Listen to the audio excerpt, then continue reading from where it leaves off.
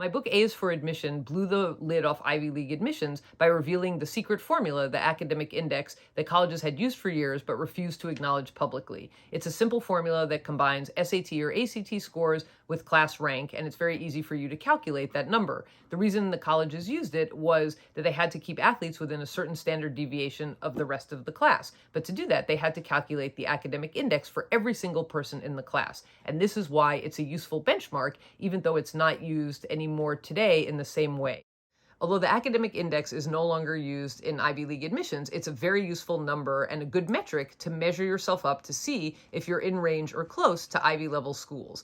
That's where we come in, because we can use our experience as former Ivy League admissions officers and higher ed insiders to see what are the other intangible factors you can add to your application to help you stand out in the admissions process. And this is where the academic index is very helpful, combined with our expert help.